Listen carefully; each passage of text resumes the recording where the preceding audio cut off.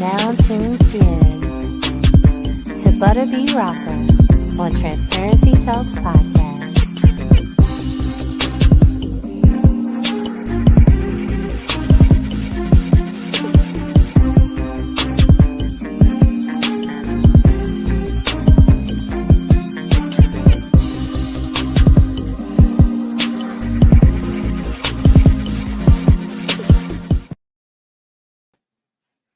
Hello, everyone. Welcome to another episode of Transparency Talks Podcast. Listen, I am super excited about my guest for today. She is a business consultant, a media correspondent, a public educator. She is also a behavior health case manager for a major managed care organization, the owner and founder of Sanaj Consulting Express, Executive Vice President of Sky Records in Atlanta, and the CEO of ID 104 Radio, known as The Collective. Y'all show some love for Miss Liile Mae. How you doing, Lily? Hello.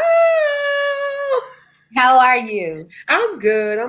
Look, trying to fight whatever this is, and no, it's not COVID, but whatever this kind of stuff is. I understand that completely, because if I just get I'm quick to go take medicine because I ain't trying to. So I understand. So do you go by Liile Mae, or can I call you Lily?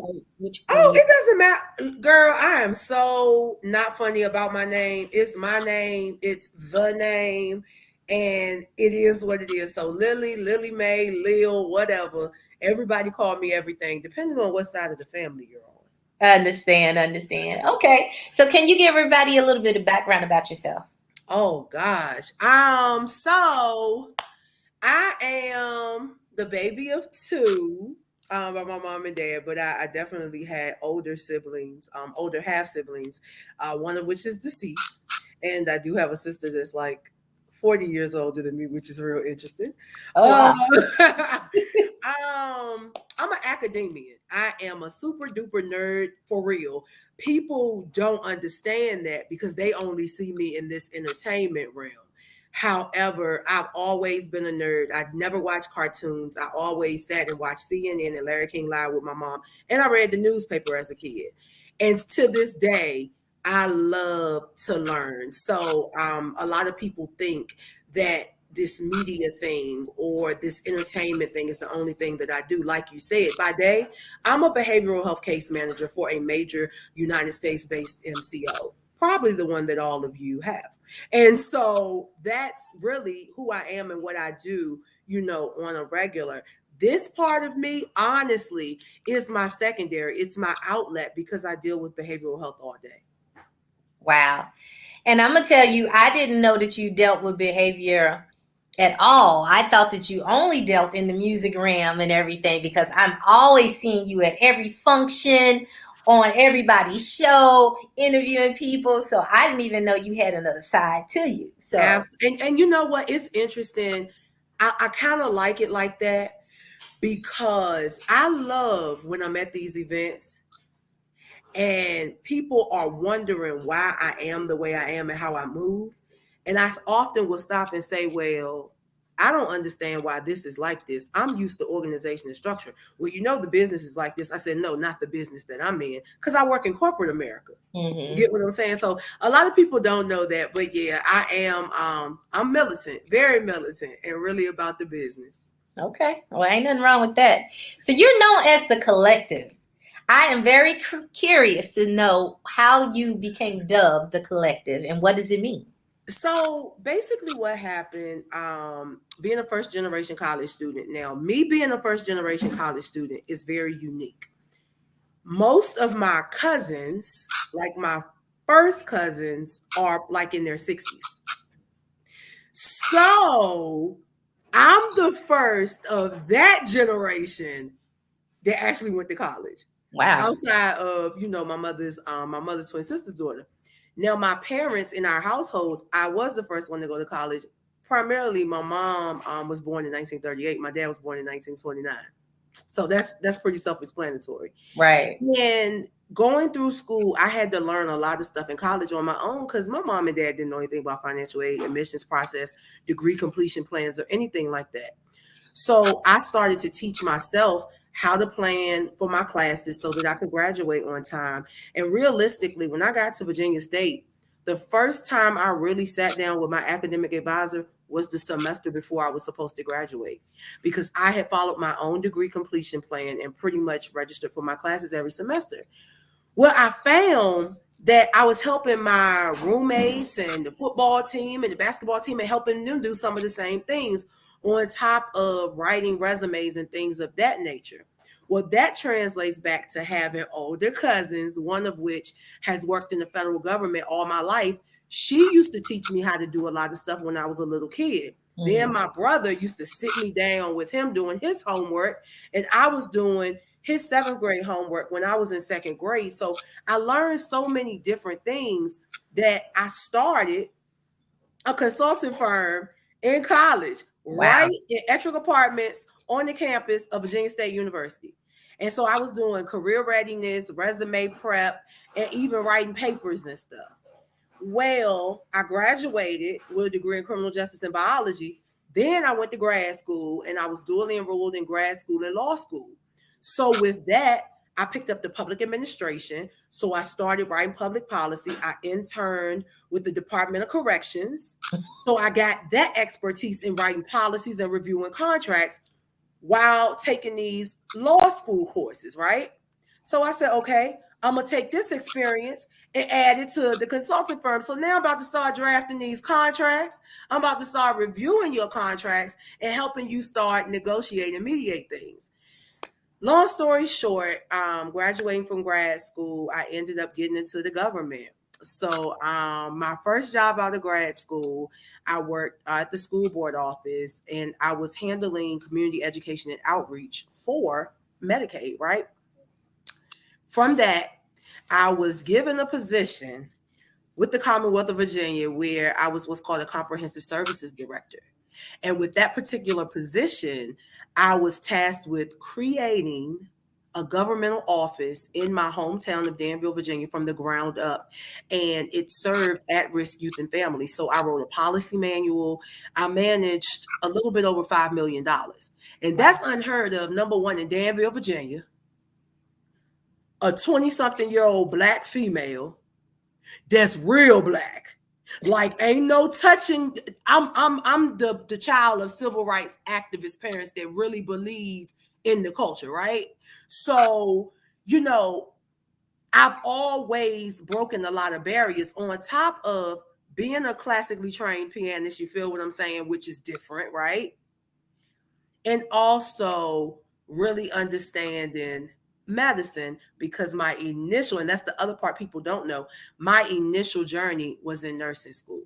My dad had Alzheimer's. I felt like I was going to take care of my dad because couldn't nobody do it like me. So that was my first thing. So because of all of those different things, I combined everything and definitely started with the business consultation services, media corresponding, which did not start in entertainment. It started in government, because when you are the director of an office, you are your chief information officer when there's no one else in that office but you and a couple of other people. And then public education, because I was blessed to teach high school at Highland Springs High School in the areas of mathematics and social studies for just a little over 3.5, 4 years. Wow. Yep. I mean, so yeah, it's real. So, a lot of people always talk about self-made and self-taught. No, Liile Mae is formally trained and professionally embodied, all of these things. So it's nothing that I can't verify or be able to say, listen, you may have taught yourself this, but it's different when you're actually in there and doing it. mm-hmm. Yep. I will say you have more degrees than me. I thought I had a lot. I really did, because I am a certified nerd too. I get it in. I'm straight A, and I'm serious about my business.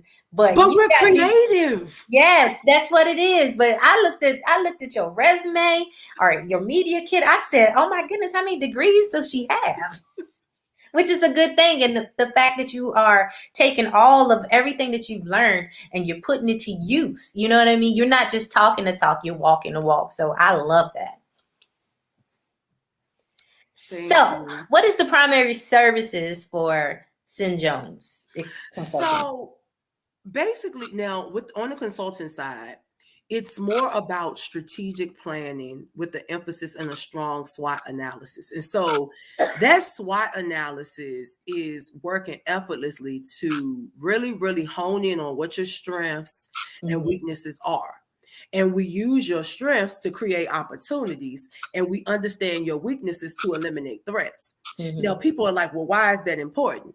Well, guess what? You can't take your Instagram followers to the bank to get a loan for your business, but you can take my strategic plan to the bank because we end up creating a business plan or prospectus. So that's the primary service that the consulting firm, provides. Now, when we step over into the consulting firm along with affiliates, that's when you get into the media coordination, interview prep, bio prep, basically preparing people to be presentable to the media. I tell people all the time, I act the way I act and speak the way I act because I can, because my reputation precedes me. The average Joe can't just get on the camera and, and speak and say some of the things that I say, because people will be like, oh, they're real ignorant and stupid. A lot of times I'm forced and tasked with saying the things that I say because I know a lot of other people won't say it or they're scared to. Mm-hmm. So that's another thing, just kind of providing a voice for the voiceless. I've always advocated for the underdog, underrepresented people, and I'm going to continue to fight for underrepresented people and abused people, primarily our independent creatives. Okay. So you just hit on something that I want to discuss a little bit. You are an advocate for change. What is your core focus and why? My core focus at this present moment is specifically social justice. And I know that's broad, so I am going to break it down a little bit. Social justice in the African American community. And when I say social justice within our community, I'm not talking about anybody else coming into our community. I'm talking about social justice amongst ourselves, because we disenfranchise ourselves more than others. Mm-hmm. And so the biggest thing for me is really allowing people to understand what the initial culture of we as an African American race of people, what it really looked like. It was built upon strength, determination, and tenacity. We didn't do all these unseemly things that we're doing now. Okay. So that's what it's about. All right. I'm not mad at that. So I'm going to bounce around a little bit. You are an indie label executive. Absolutely. Can you tell me about that? Yeah, so it's dope. Sky4 Records is a boutique label, as I like to call it, out of Woodstock, Georgia. Now, I want to say this. Everybody wants a record label. Yeah. Everybody feels they need a record label. Everybody, I don't know what it is. This entertainment industry is not something that I chose. It literally chose me because of the behavioral health needs. So I am the executive vice president of Sky4 Records, where we solely focus on artist development. So I hate to reference it as a record label because we're more or less a training program. Mm-hmm. We don't promise you anything other than preparation for what's next. And so that's just what it looks like. It looks like what I do. It looks like education, information, and training. That's really what it looks like. Well, the training, that's something that a lot of people stopped. Back in the day, you had development. Yes, ma'am. Nowadays, you don't have that, and you just think that you're just going to get a record deal just like that because you put out one song, well, and you don't have any type of training to get there. People don't understand. Yeah. But think about it, brother. Think about all of the entities that we see on Instagram where if you submit your song and pay $50, you're going to get $100,000 record deal. And the reality is that it goes back to why I'm an advocate for change in our own community. The only people that promise these things are people that look like you and I. And we're promising to our own people who don't understand that this isn't real. It doesn't happen like that. Mm-hmm. So when we talk about training, The first step is training the mind to see without looking through your eyes, to see from within your mind. But then you got to step back and really help people understand that the reality that we live in 2021 is not reality. It's not. And so, it's hard. It's very hard for me to exist in an industry where it really pushes and forces individuals to live in a false reality that's keeping them in a state of depression, anxiety, and they're high all the time, high out their mind all the time. Because when they lay down at night, they got to accept that this is not what it really is, but this is what I'm showing the world. And so it goes back to a boutique label that trains people what's real and prepares them for what's next so they don't get caught up in what's not. Mm-hmm. Okay. How did you get started in the radio industry? Oh, Lord. Hi. Okay. So in my hometown, my parents listening to AM radio, right? Right. So yeah, y'all. Liile Mae is not new to entertainment or radio. Liile Mae been in this thing probably since she was about 4 or 5 years old as an orator. I just need the children to understand, because a lot of people just stumbled upon this stuff. I've been Liile Mae all my life, period. But my mom and dad always listen to AM radio. So 1330 WBTM is the station here in my hometown. They used to have all these little things where you could call in their mind. You're supposed to be grown and call in, but I was grown. So I'm calling like, oh, I can answer the question. So every morning before school, I would call and talk to Hutch or this guy named Alex. And so Alex used to do the March of Dimes. So one night I told my daddy, take me to GW, which was the high school. I want to go take my donation over there for the telethon. But in the back of my mind, I was trying to get in that auditorium so I could get to Alex and get on the microphone. And really, that's how it all started. Every time they had remote things going on here in the city, I was right there. Well, then we had 2 black stations. Child, it's so funny. Willa. WILA, and the other one was WDVA. Well, my cousin, he was on WDVA, so I started going up there. And it was just like, it was always something where I had an opportunity to try something. Fast forward, getting into, government and things like that. And I started doing what we call the ghetto news here, Star News. And that's when it really hit me. Yo, I could really do this. My whole goal in life, and I don't mind putting it out there, because you can try it, but if you don't have, that oomph and that coof, it won't happen. It's to bring back video soul. It's to bring back video soul and to also bring back a Ricky Lake with a kind of mixture of an Oprah and comedic vibe. Yep. So that's how it's been a journey. It's been a journey. I was just that kid that was into everything. Yeah, I understand that completely. Yeah. So you host 2 audiovisual platforms. One, which I had the pleasure of being on, is You were. Yep. And All Things Authentic. Can you tell us about each platform and how they differ? Oh, yeah. So It's Consulting Time is geared towards giving independent creatives and the veterans in the game an opportunity to come on, drop jewels, and speak freely and consciously.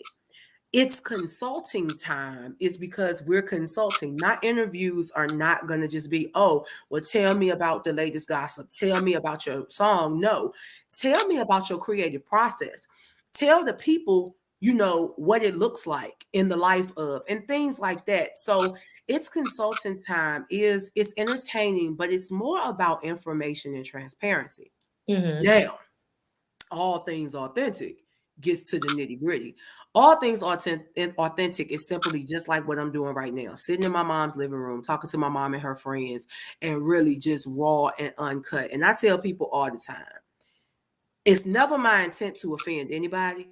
Cannot how you perceive what I'm saying. Because once again, I've been around older people all my life. They have no filters. I tell these children of today, if you had a mama like I had, well, like I have, y'all wouldn't get bullied, because you get this type of verbal discipline Mm-hmm. that gives you a confidence like no other. And I guess that's why, Butter, I don't mind being different. I don't mind speaking up and saying those unfavorable things, because what are you going to do to me? Mm-hmm. And I think that's just where I am with this industry, with my platforms. It's not about popularity. Everybody wants followers, everybody wants a blue check. I need you to get the purpose. Mm-hmm. I need the people to understand where we are as a people and where we're going to be if we don't get it together. Mm-hmm. So you just said something that I was going to touch on. Describe purpose over popularity. Purpose over popularity is simply this. The purpose of this conversation tonight is so that people can see what it really looks like to be in business for yourself and work a full-time job and be a caregiver and have 50 million other things going on. It's for people to see that I wake up like this. What you see in pictures is not what I look like all the time. Mm-hmm. You feel what I'm saying? I don't get dressed up. I'm not a girly girl. Everybody think I'm a girly girl. They see the nails and the high heels. I am such a tomboy. Everything. Motorcycles. I was in gymnastics, but I played softball and stuff like that. Like, I've never been that's not me. I like the grit. I don't mind those physical things that generally separate the bells from the bows and those type of things. So purpose is really doing it for the people who need it, and not the people that you want to like you and receive you. Because a lot of people don't like me, but they respect me and they watch me and they talk about me to other people who then respect me to the point where they let me know. So that's what purpose over popularity is all about. Because if you really walk in your purpose, you're going to be popular. That's true. Very true. So you just talked about a lot of things. You are juggling a lot of hats. How are you able to manage all of this? My life, it was a blessing and a curse. I think my dad going into Alzheimer's when I was entering high school, and it's going to sound crazy, was probably the best thing for me. Because what happened was I had to grow up faster, but not in a bad way. Not like I got to grow up because my mama ain't at home. Right. She never said you need to grow up. I said it. I'm like, all right, my daddy tripping. He don't know whether he going or he coming. My mom got me. My brother was 19 at the time. And if you've never, and I tell people this all the time, I don't care if you're a nurse or what you are, if you've never lived in a home with a parent with Alzheimer's as a child, don't talk to me. Mm-hmm. But because of that, I had to learn how to sometimes get woken out of my sleep at 2 or 3 o'clock in the morning, to him want to have a conversation because he think it's daytime, to having to get myself up for school because mommy might have to take him to the doctor, or he done decided he want to get up and walk down the street and sit on the guardrail and she got to go find where he at. Just all kinds of crazy stuff. But it used to be so much stuff going on, and I still had to focus, get schoolwork done, still do the stuff that I was doing because I was playing the piano, at my church and another church, and doing all these other things. And it just kind of worked. So honestly, if I'm sitting still for too long, I'm tripping. And I know that realistically, in the field that I'm in, it's ADHD. But see, all us kids had ADHD. But you know what it was? Them belts and them paddles and them shoes and them switches, that was our Adderall. See, we ain't need no medicine. Yeah. They were like, you gonna jump around, but you gonna put that energy and do something constructive. So realistically, that's really what it is. I kind of learned to juggle many different things. Do I get overwhelmed? Hell yeah, I get overwhelmed. Sometimes I'll be ready to take something and just throw it out the window. I'm like, listen, either I'm going out this window or something else going out the window. That's how it's gonna work. But at the end of the day, I think about, like, now I have nieces and nephews, right? Mm-hmm. And I know what they're up against. So I need them to see something different. I need them to know that they don't have to be what they see on the regular. Mm-hmm. You feel what I'm saying? And so it's one of those situations where I had the best upbringing ever. Like, I'm like, how many Black kids in the 80s and 90s had a boat? Like, my dad literally bought a boat and painted my mom's name on the side of it. And my mama never even got over in the boat. I'm like, you mean? Like, this man that bought a boat and named it after you. Black Black folk don't do stuff like that. So it's just like, it wasn't the object of the boat that meant so much. It was the fact that he named this thing after my mother. You get what I'm saying? And then for my mother to take care of this man who legit, she had to change diapers and do all of that stuff while raising kids. Like, those are the things that make me do stuff for purpose. So see, these red carpets, you got people out here paying to get on red carpets. Those red carpets don't mean nothing to me because I was Liile Mae before anything else. And I think the biggest point here is that when you grew up knowing who you were, and when you grew up knowing who you came from, Mm-hmm. and understanding that, none of this stuff matters to me. So I can always do what I need to do in the name of Liile Mae and be good. Because Liile Mae is going to stand when nothing else is there. Okay, Liile Mae. So do you feel that the world has gotten away from traditional upbringing? I do. I talk about it all the time. Why do you feel that? I'm not knocking anything. I'm not knocking how people raise their kids. I don't have kids, but I will say this. While I was teaching high school, I often told parents of my students, listen, your kids near me in my class or around me 6 or 7 hours out of a day, that's probably more than you see them at home. Mm-hmm. If you got to call me to ask me to get them straight, even on the weekends, something ain't right. Because all my mother had to do was look at me like, the teacher said you did such and such, and I know you did it because I know my child. But see, now we live in a generation of, don't talk to my child like that. Don't tell my child to do nothing. I wish I would have talked back to somebody in the neighborhood, in the school, or anywhere. Man, my mother came and beat my tail in front of my 7th grade class. And I was the size I am now in 7th grade, if not bigger. And my mama beat me in front of my class. And the teacher was like, well, Miss Jones, you can't do that. She said, as long as I got breath in my body and she's mine, I'm going to correct her. So I'm not saying that every kid going to respond to that, but we have too many people living these social media lives. And so social media raising the kids. But the other part of it is the parents. The parents are still kids. They're still kids. Period. So hands down, bring me the tradition because I'm ready for it. I am the tradition. I wouldn't be here if it weren't for the tradition because I was hell as a kid. Now, let's just be real. I was rebellious. I defied every rule that I could, but I knew how far to take it because I was reared to do the right thing. I chose to do other things, but I always came back. Okay.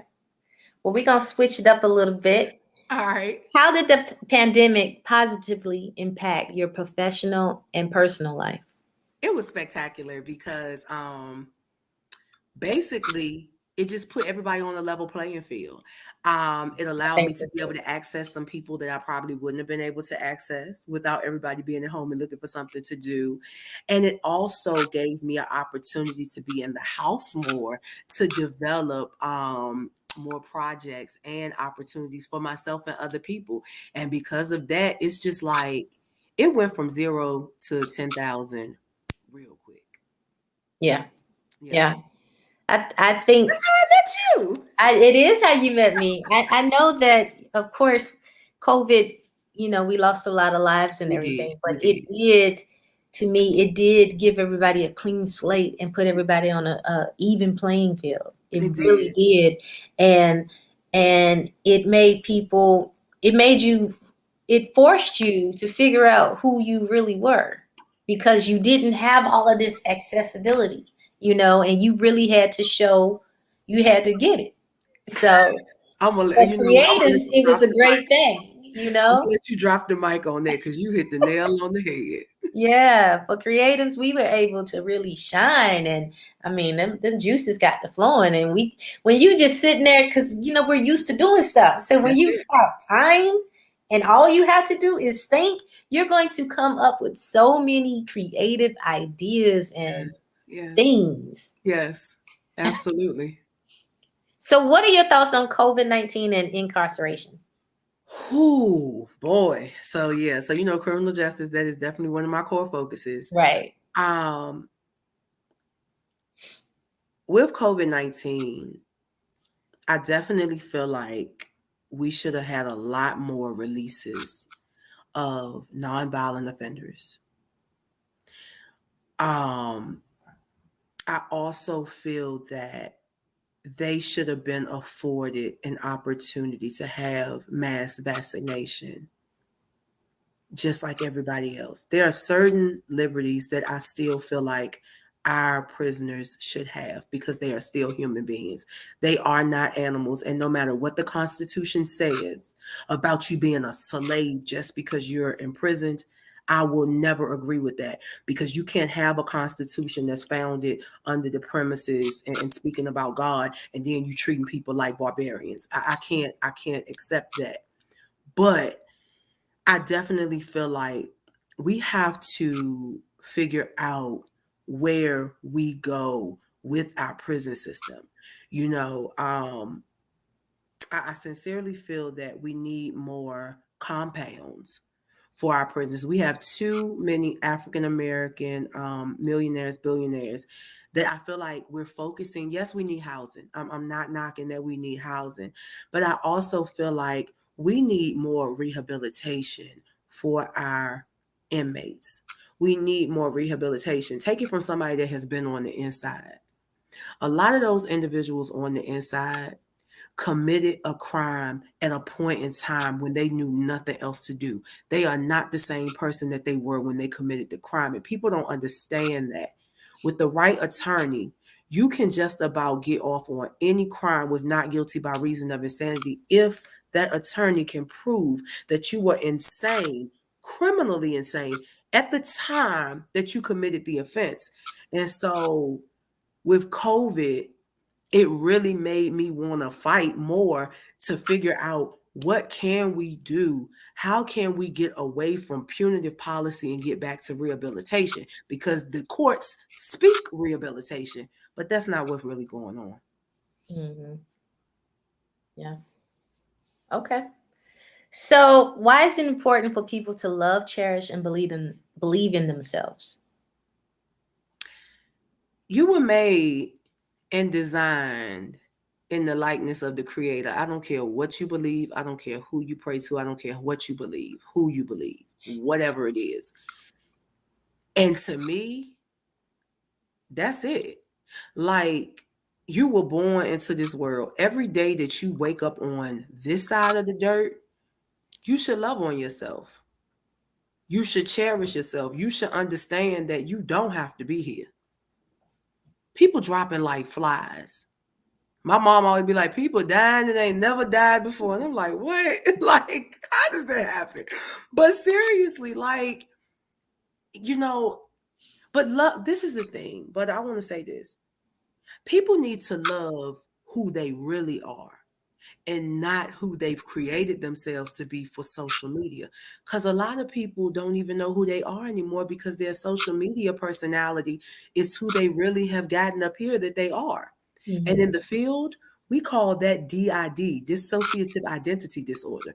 And you can bet your bottom dollar that in a couple of years, there's going to be a DSM-6 that's made, and it's going to include some diagnoses and disorders with social media personalities. I'm looking for it to happen because every day I'm getting cases of kids who are delusional regarding real life and social media life. Wow. Well, social media definitely isn't going to be going anywhere anytime soon. It's not. So I do think that the kids today, you can easily get stuck into thinking that what you see online is reality all the time. And it's not. Everyone is going to, of course, put their best foot forward when they're putting something on social media. But that's not a reality that everyone is doing every single day. And it's very easy to get caught up in that and go through depression and go through all of these different stages because you're trying to compare yourself to someone else and what they're doing and you know what they're wearing and stuff like that. That's it. Wow. Okay. So what is next for, wait a minute, before I say what's next for you, you are the CEO of ID 104 Radio. Oh yeah. Let's talk about that. So it's simple. Now that's real simple. The radio came out of the record label. Our whole thing was, all right, everybody charging these independent artists to spin their music. Why not have a radio station that's connected to the label? We can support independent creatives just by spinning their music 24/7 and for nothing. Because let's be real, internet radio stations cost X amount of dollars a month. If I can't give you that, what the heck am I in the business for? Really? Like, come on now. So that's really what it's all about. It was about giving people a platform that probably never had a platform before, or people that couldn't afford to pay somebody the money that they want for them to be on their platform. So that's really what it was about, just giving back. Okay. So business consultant, media correspondent, public educator, and so many other plethoras. What is next for you? Girl, I don't rest. Girl, I'm trying to retire already. I don't know. That's a good question because I really don't know. I really just want to perfect the things that I'm doing now and just continue to have fun doing it. Because to be honest with you, I'm not leaving my career. I worked too damn hard to get to where I am with this MCO. And like everybody isn't meant to be an entrepreneur. And I think I have to say that. Stop trying to force people to be entrepreneurs. Everybody not cut out for it. Let people have a job.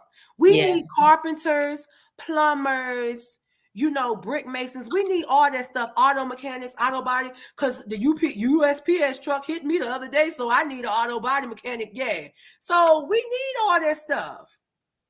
So yeah, I really, but honestly, really just to, like I said, perfect what I'm doing, keep doing what I'm doing, and have fun while I'm doing it. Because one thing about it, when you know that you got your bread and butter, you don't mind doing stuff and giving back to people. Because you chase what you don't already have. And I'm comfortable. You said that. So can you tell everybody how they can reach you? Absolutely. I'm Liile Mae everywhere. Liile Mae The Collective. On Instagram, you can find me on the Sinaj Consultant Express or Liile Mae The Collective. I'm playing with that one, just trying to build it in 2022 to see how organically I can build that page myself. But yeah, email me wherever you go. You're always going to be able to find the email. I respond. Follow me, I follow back. DM me, I respond. I'm not one of those people that's going to leave you on read. I'm going to respond to you. If you need resources or anything, let me know. If I don't have it and can't do it, you daggone right, I got somebody that can. I don't mind referring out, because if we don't refer out, our fellow entrepreneurs aren't going to get any business. So let's help each other. Absolutely. Well, I would like to thank you so much for being a part of Transparency Talks podcast. I learned so much about you. Thank you. And with that, everybody, we are out of here. So we're going to talk to you guys later.